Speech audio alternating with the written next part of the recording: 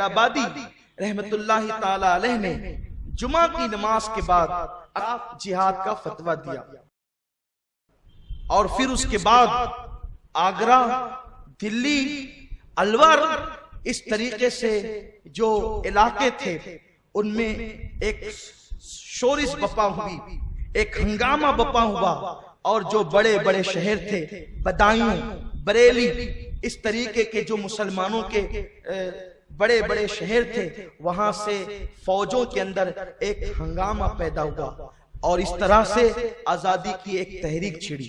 آزادی کی تحریک کو آپ دو حصوں میں تقسیم کر سکتے ہیں، ایک ہے جنگ آزادی اور ایک ہے میری تحریک آزادی۔ یہ خاص طور پہ سمجھنے کی بات ہے، جنگ آزادی جو لڑی گئی ہے وہ 1857 میں لڑی گئی ہے، اس کے بعد کی جتنی تحریکیں ہیں وہ جنگ نہیں ہے، وہ تحریک ہے۔ اور 1857 سے پہلے بھی جیسے ٹیپو سلطان کا لڑنا، حیدر علی کا لڑنا، اگرچہ انگریزوں کا مکمل تسلط نہیں ہوا تھا، قبضہ نہیں ہوا تھا، لیکن بعض ریاستوں پر تو وہ قابض ہو چکے تھے، ان کے تسلط ہو چکے تھے، وہ وہاں پر آ چکے تھے، اس لیے وہ جتنی جنگیں تھی اس کا اختتام اگر آپ کہہ سکتے ہیں تو 1857 کی اس جنگ کو کہہ سکتے ہیں جس کی قیادت علماء کر رہے تھے۔ اور ایک حیرت انگیز بات یہ ہے کہ 1857 میں جو علماء نے پوری طاقت لگا دی، پوری طاقت جھونک دی انگریزوں کے خلاف، تو اس میں کچھ مخبر جنہوں نے علماء کے خلاف جو ہے خبریں دی، قائدین کے خلاف خبریں دی، اور نتیجہ یہ ہوا، اور ساتھ ہی ساتھ جب علماء لڑنے کے لیے میدان میں آئے فوجوں کو لے کر کے، تو اس وقت کچھ لوگوں نے غداریاں بھی کی، نتیجہ یہ ہوا کہ جو پلان تھا وہ ناکام ہو گیا۔ ظاہر سی بات ہے جب راز ادھر سے ادھر جائیں گے تو پلان تو ناکام ہوں گے۔ اس کے بعد پھر یہ ہوا کہ انگریزوں نے چن چن کر ان علماء کو، جن علماء نے تحریک آزادی میں یا انگریزوں کے قدموں کو توڑنے میں حصہ لیا تھا، ان لوگوں کو چن چن کر شہید کیا، جیل بھیجا، پھانسیاں دی۔ یہاں تک کہ مورخین لکھتے ہیں کہ دلی سے لے کر لاہور تک جتنے درخت رستے میں تھے، اکثر درختوں پر علماء کے کٹے ہوئے سر لٹکے ہوئے تھے، اور علماء کو ہزاروں کی تعداد میں شہید کیا گیا، اور جو عام مسلمان تھے ان کی تعداد 5 لاکھ ہے۔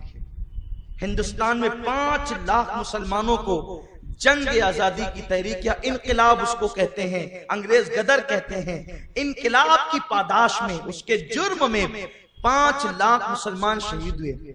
لیکن کس شان سے شہید ہوئے اس پہ بھی توجہ چاہتا ہوں۔ انگریز ان انقلابیوں کو جن کو پکڑا گیا تھا، ان کو پکڑنے کے بعد، چونکہ وہ سب مسلمان تھے، ان کو پکڑنے کے بعد 10 بائی 10 کا ایک کمرہ بنا ہوا ہے، اس میں سور ذبح کیا جاتا ہے۔ سور ذبح کرنے کے بعد سور کے خون سے، اس کی پیشاب اور اس کی لید سے پورے کمرے کو پوت دیا جاتا ہے۔ پوتنا سمجھتے ہیں؟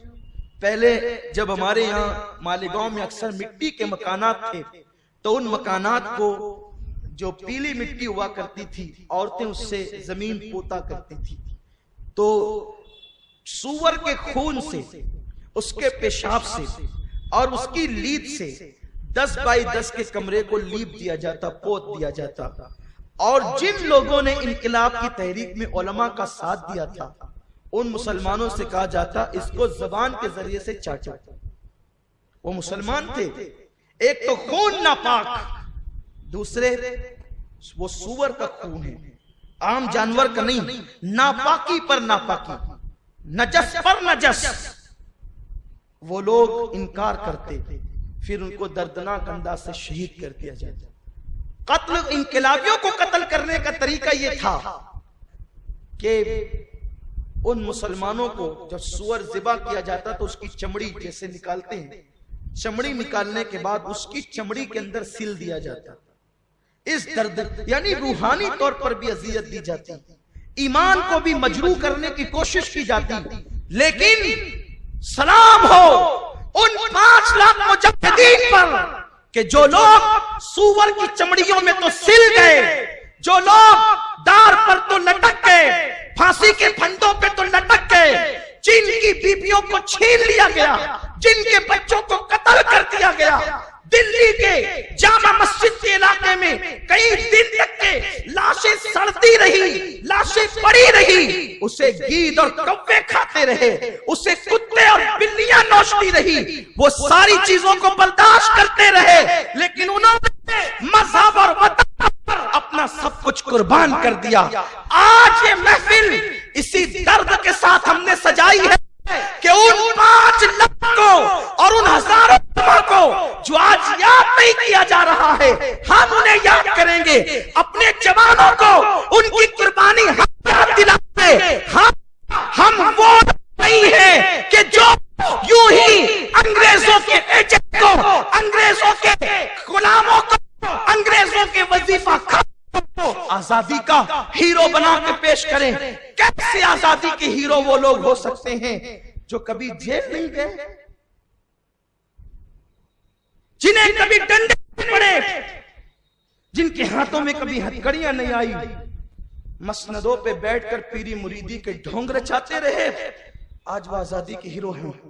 سوچو ان مسلمانوں کی روحوں پہ کیا گزرتی ہوگی جنہوں نے جام شہادت نوش کیا، ان کا نام ہی کہیں نہیں، جو سولیوں پہ لٹکے ان کا نام ہی کہیں نہیں، جنہیں درختوں پہ لٹکایا گیا ان کے نام ہی کہیں نہیں، جن کے محلات کو ضبط کر کے بیچ دیا گیا ان کا نام ہی کہیں نہیں، جن کے بچوں کو یتیم کر دیا گیا ان کا نام ہی کہیں نہیں۔ بس یہی سازش ہے، اصل چہرہ چھپ جائے اور جو کچھ نہیں تھے وہ سامنے آئے۔ ہم یہ بات کہنے میں حق بجانب ہے کہ آج جن لوگوں کو آزادی کا ہیرو بنایا جا رہا ہے وہ کیوں گڑتے ہیں واقعات کہ انگریزوں نے پکڑ لیا اور یہ کر لیا وہ کر لیا۔ آپ کے مسلک کے کس بزرگ کو انڈمان بھیجا گیا بتائیں؟ اگر انڈمان بھیجا گیا تو سنی مسلک کے عالم کو بھیجا گیا، بلکہ انگریز کو عالموں سے اتنی دشمنی تھی کہ ہزاروں علماء کو جو ہے وہ پھانسی دی گئی اور بعد میں کسی کو شمس العلماء کا خطاب ملا۔ میں آخر میں بس اس پر چند بات کروں گا بھی، لیکن یہ بتانا چاہتا ہوں بس گفتگو کو سمیٹتے ہوئے کہ ہمارے جن علماء نے قیادت کی ہے ان علماء کے نام پڑھ دوں، اکثر ان کے نام پڑھے نہیں جاتے اور ان کو خراج پیش کروں۔ ایک بات یہ ہے آخر ایسا کیوں ہوا، پہلے نام پڑھنے سے پہلے یہ بات کہنا چاہتا ہوں۔ ممکن ہے کسی کے ذہن میں سوال آئے گا جب یہ لوگ آزادی کے اتنے بڑے ہیرو ہیں تو ان کا نام ریکارڈ میں کیوں نہیں ہے، ان کا نام کتابوں میں درج کیوں نہیں ہے؟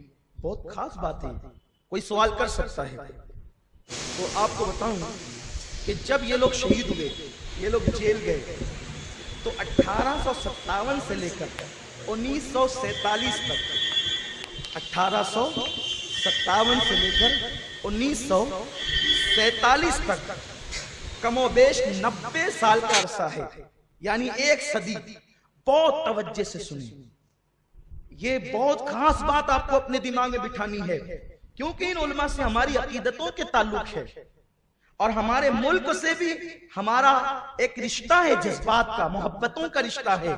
اس لیے ہم لوگ جو ہیں وہ سارے شکوک و شبہات کا بھی ازالہ کرنا چاہتے ہیں۔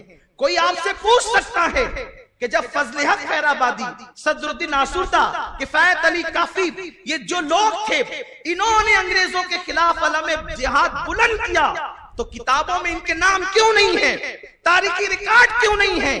پہلی بات تو یہ تاریخی ریکارڈ ہے، پرانی کتابوں میں نام بھی ہے، لیکن ان کی زندگیوں کو اس لیے مرتب نہیں کیا گیا، ان کے کارنامے اس لیے اس وقت جمع نہیں کیے گئے کیونکہ 1 صدی تک اس کے بعد انگریزوں کی حکومت رہی۔ تو جو انگریزوں کے خلاف کھڑے ہوئے تھے، جو ان کی حمایت میں قلم اٹھاتا اس کو بھی ضبط کر لیا جاتا، اس لیے اجازت نہیں تھی۔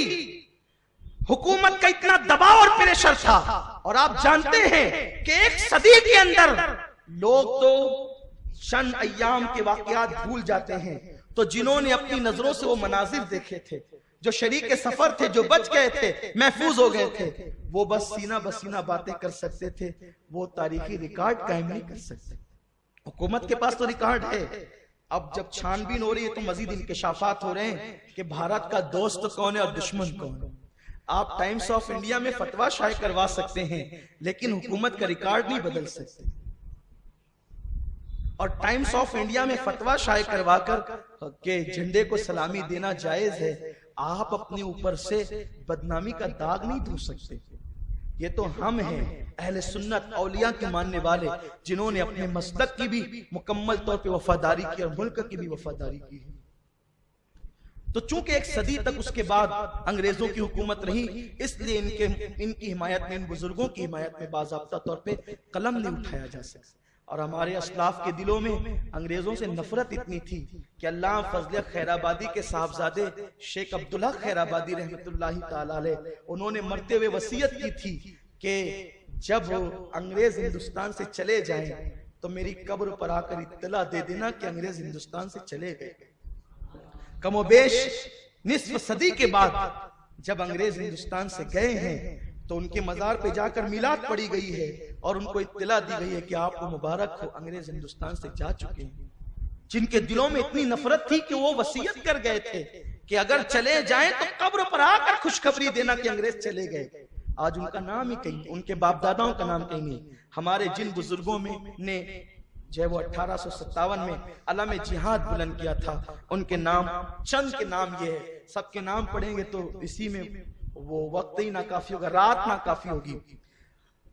حضرت مفتی صدر الدین آزردہ، یہ مفتی صدر الدین آزردہ جو ہے ان کو بھی انڈمان علامہ کے ساتھ بھیجا گیا، لیکن بعد میں ان کی سزا جب مکمل ہوئی یہ واپس آئے.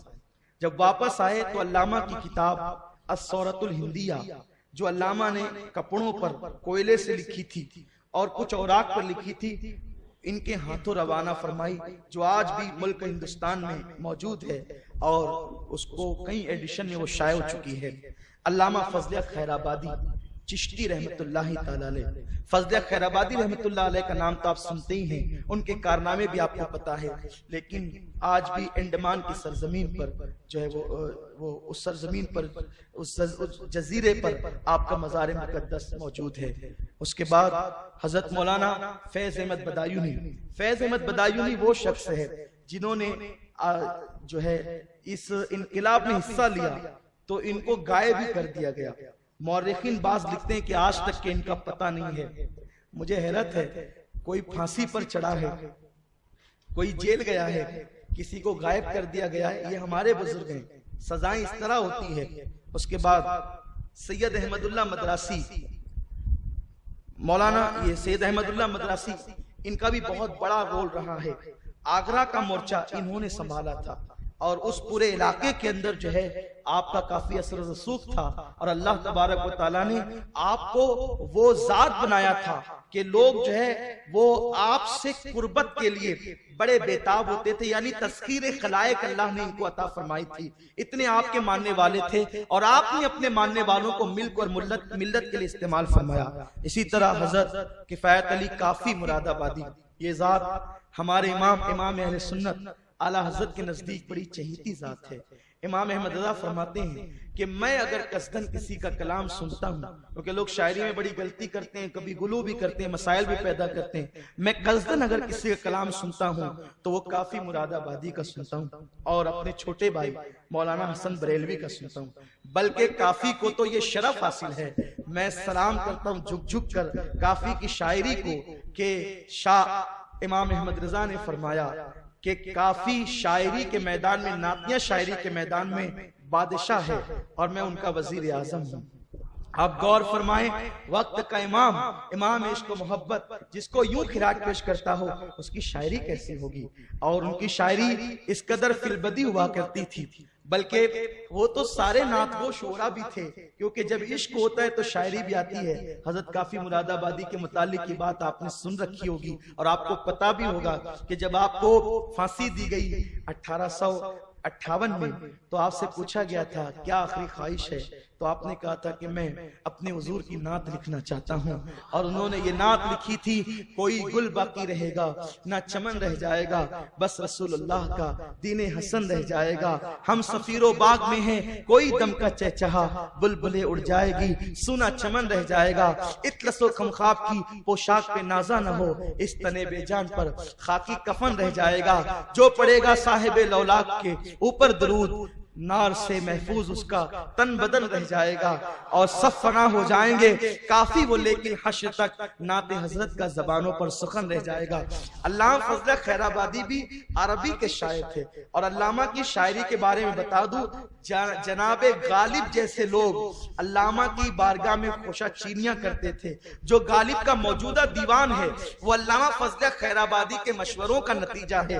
علامہ فضل خیر آبادی گو کہ اردو میں شاعری نہیں کرتے تھے، لیکن عربی میں وہ ملکہ حاصل تھا۔ ایک مرتبہ کوئی چاہنے والا حج کو جا رہا تھا، تو آپ اپنے گھر سے پیدل نکلے اور چلتے چلتے کہا کہ میں تو نہیں جا سکتا، میرا کلام لیتے جا، اور رستے میں چلتے چلتے جو اشعار لکھائے تھے اس کے بارے میں مشہور ہے کہ وہ 50 سے زیادہ اشعار تھے، یعنی دو نعتیں فل بدی، بس چلتے چلتے یہ لکھ لو یہ لکھ لو یہ لکھ لو فل بدی۔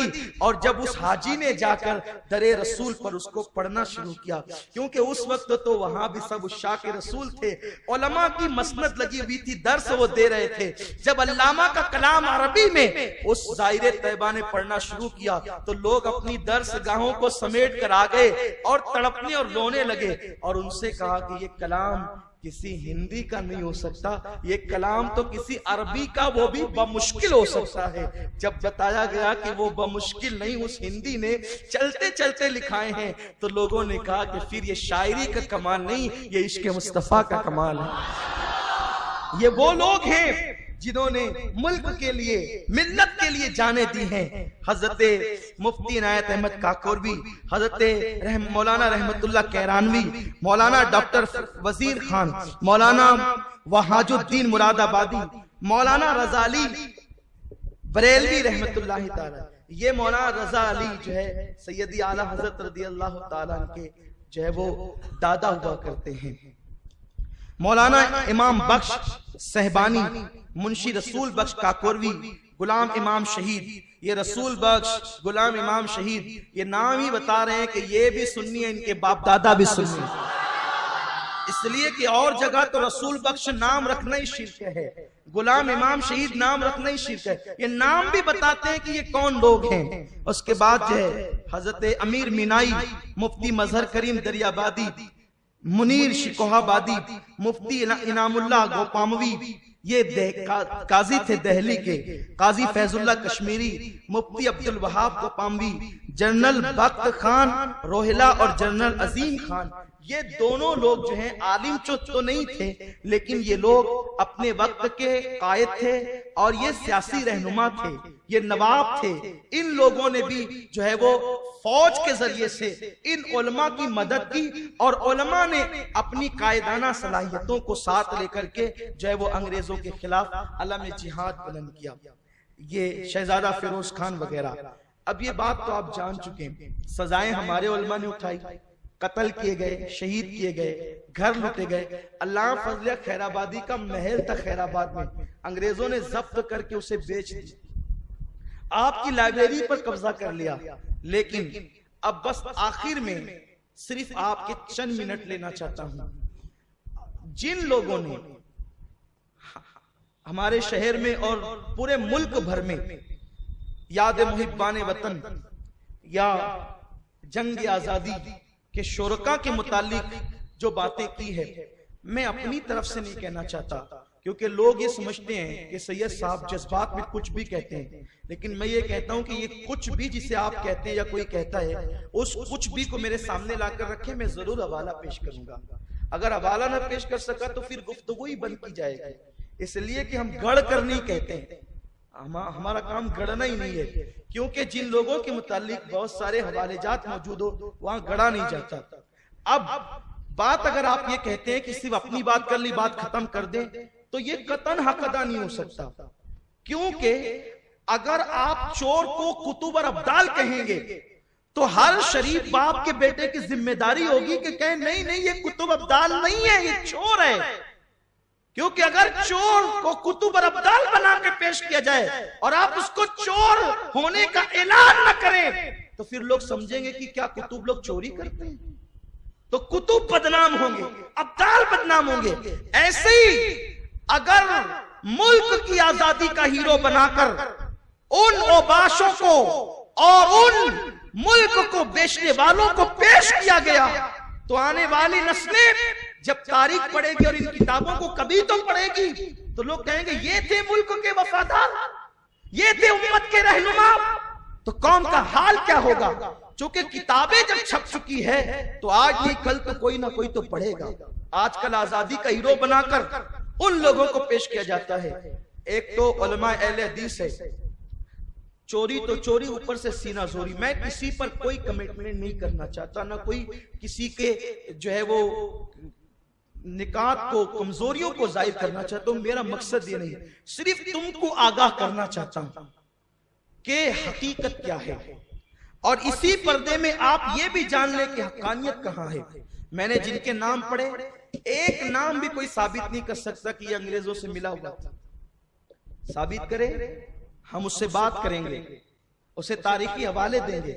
پہلی بات تو ثابت ہی نہیں کیا جا سکتا کیونکہ جتنے ہیں یا تو کوئی شہید ہوا ہے. حضرت کافی مراد آبادی کے متعلق میں نے بتایا جب پھانسی دی گئی اور آپ کو دفن کیا گیا وہیں جیل کے پاس دیوار کے قریب، بعد میں وہاں سڑک بنی. جب سڑک بنی ہے تو سڑک بننے کے درمیان قبر کھلی ہے برسوں بعد. جب قبر کھلی ہے تو کفن بھی مہک رہا تھا، جسم بھی سلامت تھا. یہ ثبوت ہم ہی دے سکتے ہیں صرف، لیکن غیر مقلدین جو اخبار میں اشتہار میں نے پڑھا اور مجھے بتایا بھی گیا کہ جنگ آزادی میں علماء اہل حدیث کا کردار یہی تھا. میں نے کہا کہ میں اس کو ضرور واضح کروں گا اور اپنی کتاب سے نہیں کروں گا. اللہ کا کتنا کرم ہے کہ اللہ محبوب کے غداروں کو ایسے بے نقاب کرتا ہے کہ کہتے ہیں لیکن سمجھتے نہیں. اور میرے جوانوں جو حوالے میں پڑھوں گا اگر وہ حوالہ آپ ان سے غلط ثابت کروا لیں اپنی جیب سے 1,11,000 روپے انعام دوں گا. ابھی مذہب کی بات تو اپنی جگہ ہے، یہ ملک کے بھی غدار ہیں کیونکہ جو رسول اللہ کا وفادار نہیں ہو سکتا وہ کسی کا وفادار نہیں ہو سکتا. علماء اہل حدیث میاں نذیر حسین صاحب کو، مولوی اسماعیل دہلوی کو اور سید احمد رائے بریلوی کو، ان تینوں کو مجاہد آزادی بنا کے پیش کرتے ہیں. جنگ آزادی کا ہیرو یہی لوگ ہیں. شہید ہیں. شہید کون؟ اسماعیل دہلوی صاحب بہت بڑے شہید ہیں اور شہید لکھا بھی جاتا ہے ان کے نام کے ساتھ. اور سید احمد رائے بریلوی یہ ابو الحسن ندوی کے اوپر کے خاندانوں میں دادا ہوتے ہیں. وہ خاندان آج بھی چلا آ رہا ہے اور الحمدللہ اس میں ہمارا کوئی فن نہیں ہے. ہمارے ساتھ بزرگوں کا فیض اور ہمارے مسلک کی حقانیت ہے کہ ہمیں بہت ڈھونڈنے کی ضرورت نہیں پڑتی، اس لیے کہ جو لوگوں کو تربیت ہوتی ہے وہ چہرے دیکھ کر پہچانتے ہیں کہ چور کون ہے، لفافے دیکھ کر کے خط کا مضمون جانتے ہیں. تو یہ لوگ علماء اہل حدیث ان کو آزادی کا ہیرو بناتے ہیں. اور علماء دیوبند مولوی قاسم نانوتوی صاحب کو میں بہت عزت سے نام لے رہا ہوں، اور لیکن چونکہ ملک کی بات ہو رہی نا مجھ پہ الزام ہے کہ جذبات میں گالیاں دیتے ہیں جبکہ کوئی ثابت نہیں کر سکتا. اور اگر اسی کو گالی آپ سمجھتے ہیں تو پھر آپ مجھے بتائیں کہ میں کون سے الفاظ لاؤں. ہمارے یہاں تو قرآن کا اسلوب کہتے ہیں وَتُلِّمْ بَعْدَ ذَلِكَ زَنِيمٌ، حالانکہ وہ اسلوب ہم یہاں استعمال نہیں کر رہے ہیں. ہمارا دین ہمیں کہتا ہے اس انداز سے بات کرو، ہمارا قرآن کہتا ہے اس انداز سے بات کرو، لیکن ہم جو ہے وہ آپ کی چونکہ ملک کی بات ہو رہی تو کچھ رعایت کر رہے ہیں. سب کو پتا ہے کون کیا ہے. تو قاسم نانوتوی، رشید احمد گنگوئی اور اشرف علی تھانوی وغیرہ وغیرہ کو جو ہے یہ حضرات آزادی کا ہیرو بنا کے. اس سے پہلے ہم آپ کو بتاتے ہیں سید احمد رائے بریلوی صاحب، یہ جو ابو الحسن ندوی صاحب جو دارالندوہ کے بہت بڑے خادم رہ چکے ہیں، اور یہ سنی بن کر کئی ملکوں میں جا کر وہاں سے چندے لاتے تھے اور کہتے تھے کہ ہم سنی ہیں، اور ان کو مغالطہ یہ دیتے تھے کہ شیعوں کے مقابلے میں سنی ہیں. اس لیے کہ ابھی انہوں نے یہ سیکھ لیا ہے کہ یہ اپنے آپ کو سنی کہتے ہیں. جی ابھی کچھ تنظیمیں بھی بن رہی ہے شہر میں اہل سنت و جماعت. اہل سنت و جماعت نام کی تنظیم نہیں ہوتی، یہ مسلک ہے. پہلے یہ تو سیکھو کہ تنظیموں کے نام کیسے رکھے جاتے ہیں. تنظیموں کے نام اس طرح نہیں رکھے جاتے. اب برے ماننے کی بات نہیں ہے، آپ انصاف کی بات سنیں. ہم آپ کے ایمان کے محافظ بننا چاہتے ہیں، اللہ آپ کے ایمان کی حفاظت فرمائے. تو یہ سید احمد رائے بریلوی صاحب یہ اسماعیل دہلوی صاحب کے پیر و مرشد ہے. اسماعیل دہلوی صاحب کے یہ پیر ہیں. مرشد کیا؟ اللہ جسے گمراہ کرتا ہے اسے مرشد نہیں دیتا. جس کو مرشد ملتا ہے وہ ہدایت پر ہوتا ہے نا، رشد و ہدایت کی راہ اسے ملتی ہے. تو یہ سید احمد رائے بریلوی صاحب جو ہیں یہ پیر ہیں اسماعیل دہلوی کے، اور ان دونوں نے مل کر فوج جمع کی. اور فوج جمع کر کے پہلے پورا پس منظر بتا دو. فوج جمع کر کے انہوں نے تقریریں کی ہے. تقریریں کیا کی ہے کہ انگریزی حکومت اللہ کی طرف سے ہمارے لیے انعام ہے اور انگریزوں کے خلاف لڑنا حرام ہے. انگریزوں کے خلاف لڑ نہیں سکتے. اٹھا کر دیکھیے تحریک کے بالا کو، پوری دستاویز موجود ہے. اٹھا کے دیکھیے سر سید احمد خان کا رسالہ جس کو حیات جاوید کی حیثیت سے شائع کیا گیا ہے. انگریزوں کے ساتھ لڑ نہیں سکتے، جہاد نہیں کر سکتے. جہاد کس کے ساتھ کریں گے؟ جو لوگ یا رسول اللہ کہتے ہیں مشرک ہیں. انہوں نے سرحد پہ جا کر سرحدی سنی پٹھانوں سے جنگ کی ہے. پہلے پیش کیا کہ تم ہماری بات مانو، ہمارے ہاتھ پہ بیعت کرو. انہوں نے کہا تم وہابی ہو، ہم تمہارے ہاتھ پہ بیعت کیسے کریں؟ تو انہوں نے فتویٰ دیا یہ صاحب نے، یہ سب کافر ہو گئے. سید احمد رائے بریلوی کو کافر جو ہے وہ وہابی کا سب کافر ہو گئے. اب ان کی بیویاں حلال ہو گئی. اور آپ کو حیرت ہوگی، اٹھا کر تاریخ پڑھو کہ ان سنی مسلمانوں کی عورتوں کو بغیر نکاح کے انہوں نے اپنی فوج کے حرم میں رکھا. یہ سب ان کے کرتوت ہیں. آپ کہتے ہیں کہ ان کی بات نہ کرو. کیسے نہ کرو؟ ان جوانوں کو حقیقت کیسے پتا چلے گی؟ ان بھولے بھالے لوگوں کو کیسے پتا چلے گا؟ جب اسماعیل دہلوی اور احمد رائے بریلوی جیسے لوگوں کے پیچھے جائیں گے تو ان کی ایمان کا کیا ہوگا؟ بغیر نکاح کے ان پٹھانوں کی عورتوں کو اپنے حرم میں رکھ اور بیواؤں کو پکڑ کر ان کی شادیاں کی. شوہر مرا 8 دن کے بعد شادی کر.